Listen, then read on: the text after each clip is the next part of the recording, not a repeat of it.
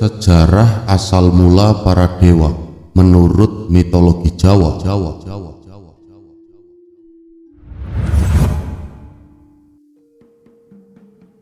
Sosok dan peranan para dewa-dewi dalam sejarah peradaban dunia, sebagaimana kita ketahui, sangatlah besar keterlibatannya dan bahkan seringkali sangatlah menentukan alur dan warna dari berbagai peristiwa penting dalam pentas sejarah dunia. Namun keberadaan bangsa dewa-dewi ini masih menjadi perdebatan hingga hari ini. Apakah mereka memang benar-benar ada ataukah hanya sekedar tokoh fiktif mitologi semata? Bagi para penganut ajaran kuno, budayawan, serta para praktisi spiritual, sosok para dewa adalah nyata adanya sebagaimana keberadaan makhluk-makhluk dari dimensi lain seperti keberadaan bangsa jin. Sedangkan bagi kebanyakan manusia zaman materialistik sekarang ini, yang mereka hanya mau mempercayai segala sesuatu yang hanya dapat ditangkap oleh logika dan indera kasar, tentunya para dewa dan dewi dianggap sebagai klenik dan mitos semata. Baiklah saudara-saudara nasihat kehidupan misteri, langsung saja kita simak bersama-sama mengenai kisah lahirnya para dewa versi masyarakat Jawa dan Sunda kuno yang diambil dari silsilah Raja-Raja Sunda dalam Babat Cirebon serta Serat Paramoyoga yang merupakan karya sejarah sekaligus kitab sastra berbahasa Jawa dari Ronggo Warsito, sang pujangga kenamaan Kerajaan Panjalu Kediri, untuk menuliskan silsilah dan kisah leluhur Kerajaan Kediri atas titah langsung dari Prabu Joyoboyo sendiri. Dikisahkan bahwa Nabi Adam alaihissalam dan Siti Hawa adalah sebagai satu-satunya pasangan ras manusia modern pertama yang ada di bumi. Mereka berdua memiliki sekitar 40 pasang anak dan salah satunya adalah Sang Hyang Sita alias Nabi Syed. Nabi Syed alaihissalam sangat dicintai oleh Nabi Adam alaihissalam dan secara khusus beliau dididik dengan berbagai pengetahuan dan ilmu agama yang lebih mendalam dibandingkan saudara-saudarinya yang lain. Hal tersebut dikarenakan Nabi Adam alaihissalam mengetahui bahwa Nabi Syed adalah orang yang akan terpilih dan akan ditakdirkan oleh Yang Maha Kuasa sebagai penerus kenabian beliau dan sekaligus sebagai imam pemimpin para keturunannya di muka bumi ini. Rahasia langit mengenai penerus jabatan bergengsi sebagai Khalifatullah fil Ard atau wakil Tuhan di bumi tersebut juga diketahui oleh Ngidajil. Ngidajil dalam bahasa Arab adalah Adzazil alias iblis, sehingga Ngidajil begitu berhasrat agar Nabi Syed dapat dinikahkan dengan putrinya yang bernama Dewi Delajah, dengan harapan agar kemuliaan dan kehormatan tersebut dapat direbut dari keturunan Nabi Adam alaihissalam dan diteruskan oleh anak cucu Ngidajil. Sayangnya Nabi Syed alaihissalam di kemudian hari dinikahkan dengan Dewi Mulat. Banyak pula yang berpendapat bahwa Dewi Mulat adalah bidadari surga yang ditugaskan turun ke bumi untuk menjadi pendamping Nabi Syed alaihissalam. Tidak kekurangan akal, pada suatu malam Dewi Mulat diculik oleh Ngidajil dan digantikan dengan Dewi Delajah putri Ngidajil. Dan setelah Nabi Syed menitipkan benihnya dalam rahim Dewi Delajah pada malam yang gelap itu, maka Dewi Mulat pun cepat-cepat dikembalikan lagi ke sisi Nabi Syed agar strateginya ini tidak ketahuan. Dan ketika telah tiba waktunya, Dewi Delajah melahirkan bayi tidak sempurna yang hanya berwujud darah yang berkilauan. Melihat ini, Ngidajil segera mengambil darah berkilauan itu dan membawanya ke kediaman Nabi Syed yang kala itu Dewi Mulat sedang dalam proses persalinan juga. Sesosok bayi yang sangat tampan pun lahir dari rahim Dewi Mulat, dan setelahnya lahir pula kembarannya yang hanya berupa cahaya gemerlapan. Melihat itu, Ngidajil pun segera menyatukan cahaya itu dengan darah berkilauan yang dibawanya, sehingga mewujudlah darinya sesosok bayi manusia yang juga memiliki paras yang sangat tampan. Hal tersebut dilakukan secara gaib dan sangat cepat, sehingga Nabi Syed dan Dewi Mulat tidak mengetahuinya. Nabi Syed kemudian memberikan nama si kakak dengan nama Anwas dan si adik dengan nama Anwar. Kedua saudara kembar itu pun dirawat dan dibesarkanlah oleh sang ayah dan ibunya dengan penuh kasih sayang dan pendidikan yang insentif. Mereka tidak tahu bahwa salah satu putra mereka adalah keturunan Nidajil. Hanya Nabi Adam alaihissalam yang mengetahui hakikat sebenarnya tentang Syekh Anwar, karena beliau adalah seorang nabi yang atas izin yang maha kuasa. Beliau dapat mengetahui segala rahasia yang tersembunyi bagi kebanyakan makhluk. Namun Nabi Adam alaihissalam tidaklah membeda-bedakan Syekh Anwar dengan cucu beliau yang lain. Ia juga disayangi dan diperlakukan sama sebagaimana cucu-cucu lainnya oleh sang kakek. Selain Syekh Anwas dan Syekh Anwar memiliki paras yang sempurna, ternyata keduanya memiliki otak yang cemerlang. Hanya saja terdapat perbedaan yang agak mencolok pada sifat, perilaku, dan minat belajar kedua saudara kembar tersebut. Ketika mereka telah mulai dewasa, Nabi Adam alaihissalam kakek mereka itu telah berusia tua dan kemudian meninggal. Itu adalah pertama kalinya kedua saudara itu melihat seorang manusia meninggal. Nabi Syed menjelaskan kepada segenap anak-anaknya bahwa kematian adalah suatu hal yang wajar bagi semua makhluk yang bernyawa, tidak terkecuali juga dengan manusia. Manusia juga bisa terserang penyakit, menjadi tua dan lemah, kemudian mengalami sekarat dan kemudian mati. Penjelasan Nabi Syed tersebut menenangkan hati anak-anaknya, namun pemandangan itu sungguh adalah hal yang sangat menakutkan sekali bagi Syekh Anwar. Dia sangat cemas dan gelisah. Terbayang dalam benaknya suatu hari nanti dirinya pasti akan mengalami hal yang sama, menjadi tua, terserang penyakit, mengalami sekarat, dan kemudian mati. Syekh Anwar tidak bisa menerima takdir semacam itu. Ia pun memprotes takdir Tuhan itu melalui nabinya, yakni Nabi Syed yang tidak lain adalah ayahnya sendiri. Segala nasihat dan petua Nabi Syed benar-benar tidak ia hiraukan. Malahan, Syekh Anwar bertekad untuk mencari cara agar ia tidak mengalami hal-hal menakutkan itu. Pada akhirnya, ia pun memutuskan untuk meninggalkan ayah bundanya agar bisa pergi berkeliling dunia demi menguak berbagai rahasia kehidupan, sehingga akhirnya dapat meloloskan diri dari penyakit, sekarat, derita masa tua, dan juga kematian. Walau tidak tahu hendak pergi kemana, Syekh Anwar terus berjalan menyusuri dunia, hingga pada suatu tempat ia pun melihat suatu cahaya terang bak rembulan purnama berada dekat sekali dengan tanah. Hal ini tentunya membuat Syekh Anwar heran sekaligus penasaran untuk mendekat. Syekh Anwar kemudian memasuki cahaya bulat tersebut. Di sana ia tiba-tiba dapat melihat seluruh isi alam semesta.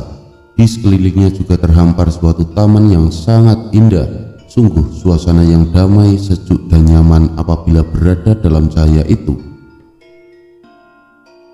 Tiba-tiba saja muncullah seseorang yang mengaku bernama Nidajil. Ia kemudian menjelaskan cahaya terang itu berasal dari sebuah permata sakti miliknya yang bernama Ratna Dumila. Dalam terpaan cahayanya, seseorang akan dapat hidup dalam kedamaian abadi. Tentu saja Syekh Anwar sangat gembira mendengar hal itu. Namun untuk mendapatkannya, Nidajil memberikan syarat agar Syekh Anwar juga membantunya agar cahaya Ratna Dumila ini dapat ia hamparkan ke seluruh dunia, sehingga akan banyak makhluk yang akan mendapatkan manfaat dari Ratna Dumila miliknya, sebagaimana yang Nidajil selalu cita-citakan. Lalu diambillah Ratna Dumila oleh Nidajil. Setelah itu ia kemudian mengajarkan berbagai ilmu pengetahuan, kekuatan, dan berbagai kesaktian yang luar biasa kepada Syekh Anwar. Syekh Anwar juga dibawa oleh Nidajil menuju awan ajaib untuk mendapatkan Tirta Kamandanu, yakni air kehidupan yang memiliki khasiat luar biasa. Misalnya mampu membuat seorang bayi bisa langsung dewasa seketika, membuat awet muda, menghidupkan orang mati, dan dapat hidup abadi. Air ajaib itu ditampung dalam sebuah cawan ajaib bernama Cukumanik Astagina. Cawan ajaib inilah yang membuat air ajaib Tirta Kamandanu tersebut tidak akan habis sekalipun terus-menerus diambil. Syekh Anwar juga diberikan keilmuan rahasia untuk meramu tanaman obat tertentu agar bangsa raksasa, jin, dan manusia kebal terhadap berbagai penyakit seumur hidupnya bila terus mengkonsumsinya. Nyi Dajjal memberikan petunjuk kepada Syekh Anwar untuk pergi ke arah timur dan melakukan semedi atau toko broto di sebuah pulau bernama Pulau Dewani, hingga seseorang dari bangsa jin membangunkannya, dan pulau itu sekarang telah terpecah menjadi Pulau Sumatera, Jawa, dan Bali. Tidak ada pilihan lain. Syekh Anwar yang sangat menginginkan kehidupan abadi yang damai dan tentram tersebut kemudian pergi ke arah timur. Di jalan, ia sering dihadang oleh para raksasa dan makhluk halus, namun ternyata mereka bukanlah tandingan Syekh Anwar, karena setelah digembleng oleh Nyi Dajjal, beliau tentunya telah menjelma menjadi sosok manusia yang sangat sakti mandraguna.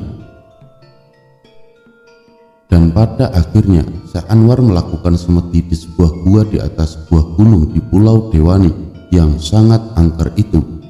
Bertahun-tahun Syekh Anwar bersemedi sehingga jasad wadaknya telah berubah menjadi jasad halus yang bercahaya terang namun tidak menyilaukan.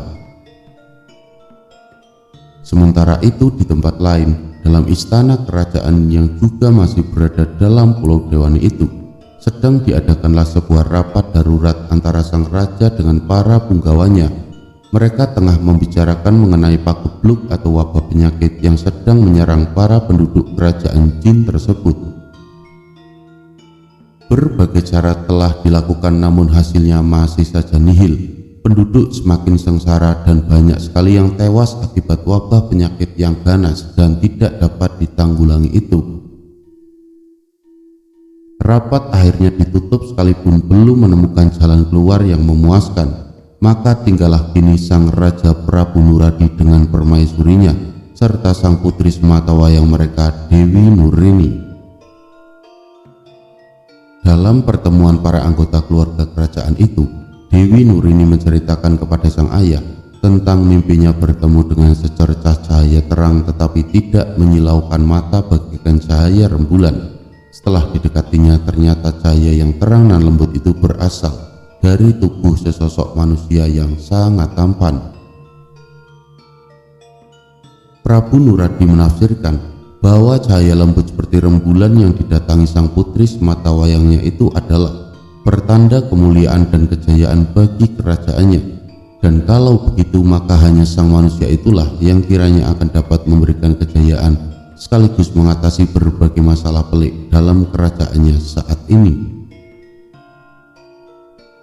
Maka diutuslah sang Mahapatih untuk segera mencari dan membawa pulang sosok manusia itu. Berhari-hari sang patih pun berkeliling dan menyusuri ke setiap dan seluruh wilayah kerajaan Dewani, hingga suatu hari sang patih melihat seberkas cahaya yang sangat terang di tengah gulita malam dari sebuah hutan di atas gunung.